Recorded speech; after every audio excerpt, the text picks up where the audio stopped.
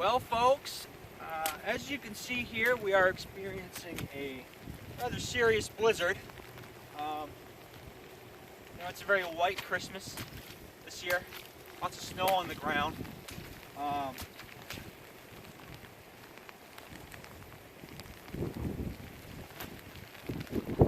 It's not a blizzard. It could rain hot dogs at this point. I don't even care.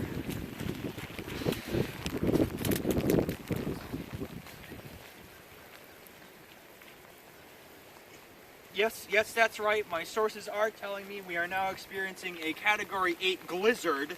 I don't know who's prepared for this weather, but Godspeed, I guess. Yeah, Christmas 2020. Real blizzard.